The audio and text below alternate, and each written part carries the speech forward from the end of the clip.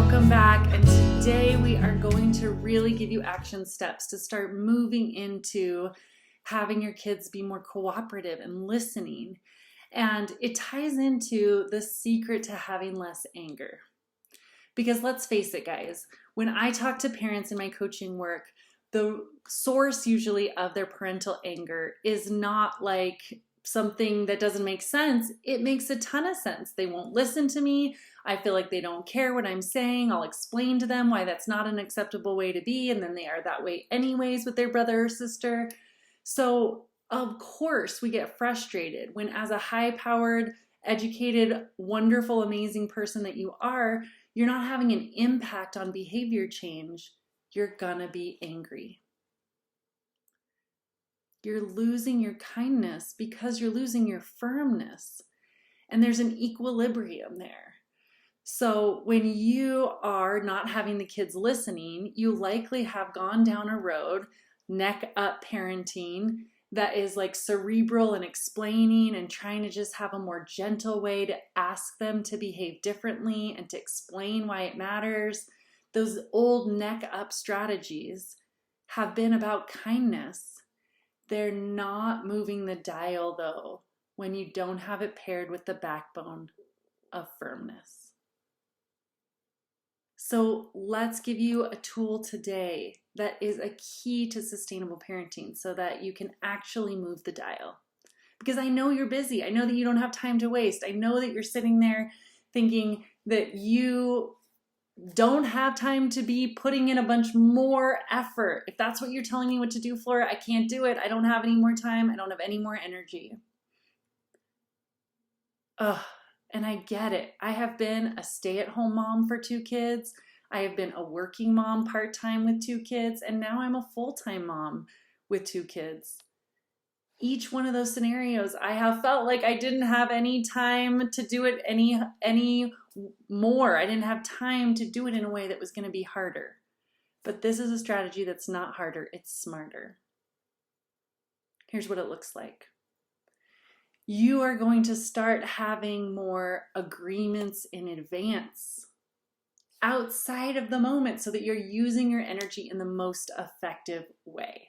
You only have so many hours in the day. You can choose to use your energy on putting out fires again and again and again, like you have been, or you can choose to start spending your time on prevention. One way you can do that is to be making agreements in advance. Now, what does that mean? First of all, it's making an agreement with yourself about what the plan is going to be when certain behaviors happen. So I think about last Halloween when my kids had Halloween candy and they were begging me every day for it. Can we have a piece? Can we have another piece? Can we have another piece? Can we have another piece? And I'd get so frustrated at them. Like, the anger was because I hadn't made a plan in advance of how I was going to have some firmness. Every time they asked me for a piece of candy, I was debating within myself, I don't know, is that okay? How many pieces have they had so far? Am I giving him? Am I being too permissive? Am I being too this or that? I'm like, all these big evaluations. Why are they begging so much? Am I creating monsters? Am I creating entitled kids? Like, we go deep with our mental processing when we're in a moment and we haven't made an agreement. And it usually just leads us to give in too much or freak out, and it's not our best mode.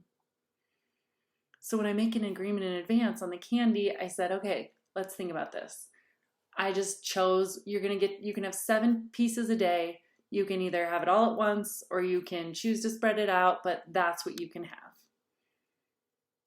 And all of a sudden, their amount of begging and asking came way down.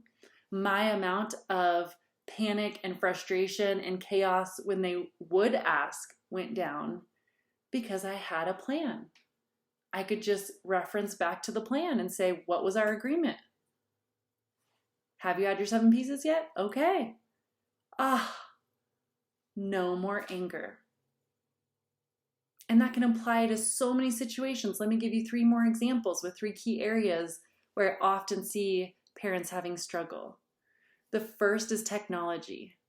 So if you have not had a plan with technology and said, well, I don't know, basically I just want them to give me back my phone or turn off the iPad when I say that it's time. Well, okay, how much is that a day? Well, it depends on the day. Let me tell you, friend, that's kind of like saying, I go to work each day and I just let my boss decide how much money they're going to pay me, depending on what their mood is that day. How would that be if your boss paid you 100 one day and then 1,000 the next day and then back to maybe 200? Would you freak out?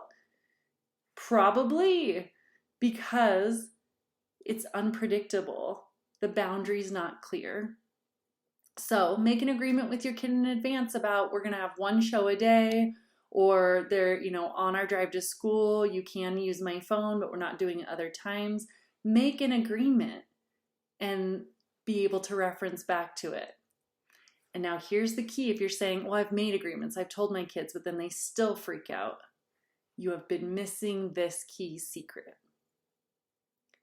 This key secret of firmness that helps you feel more a sense of control, that firmness that can have you keep your kindness. And that's tying it to a when-then.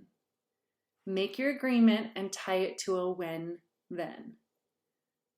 Technology, that means, honey, we're going to have one show in the morning, and when you turn it off without any upset, then you get to have it again tomorrow in the morning. When you don't, you won't. We'll try again the following day. Here's what it looks like in getting out the door. Honey, when you are dressed and you brushed your hair and you've made your bed, then you're welcome to have breakfast. And if you're looking for incentive to make that a little more tempting, it could be that they get to have like a little bit of something special with breakfast, like frozen berries, or maybe they get to watch a show on the iPad at the counter while they're eating their breakfast. So this is our deal. When you're dressed, then you get to have these things. Agreement in advance. And when you're not, you may miss out on having that. May just have a breakfast bar in the car. Third thing, staying in bed, is you can make an agreement with your kids in advance. Hey, guess what? Instead of you coming out after I've tucked you in and asking for one more thing or looking for one more thing, we're going to have a new plan. When you stay in your bed, I'm going to come back and check on you. I call this the 4 check-ins. I'm going to come back and check on you after 30 seconds, after a minute, after 3 minutes, and then after 5 minutes. And what I'm going to do is you need to be in your bed for me to come into your room and get that check-in, where I'll give you one more kiss or rub your back. Nothing elaborate. You don't want to add in like I'll read you a whole nother story or something like that, because then they'll stay awake wanting it. But just some small gesture. And if you don't, if you're not in your bed when I come, when you're out of bed, you'll lose one of your check-ins. I'll only come back 2 more times. I have seen parents have this transform their bedtime within a matter of days. Matter of days. In fact, you can add something like the second piece, which is that when you've stayed in bed for all 4 check-ins, you get something in the morning. Whatever that may be. Maybe it's just like a full minute snuggle from mom and dad. Like often kids love that. Doesn't have to cost you anything. It's not a sticker chart towards getting a prize a week from now. No, it's right there on a day-to-day basis. So friend, this has the power to really transform your level of anger. When you have a plan, you will be able to be more consistent on 2 key things that your kids want from you. They want from you consistency and security. And I find that when I'm able to have this plan and use when-thens, I start seeing behavior get better and I'm more consistent at keeping the boundaries. And then I'm able to be a more secure relationship where I'm able to say to my kid things like, I love you and this is the boundary. There's not a risk of them seeing mommy be so upset and saying things to them that I regret. There's the security that mom's in charge. Mom has a plan. And that leads to a more cooperative environment between me and my child. So I can't wait for you to go try this, put it into action, and then come back for our next video on the best question to end your daily battles.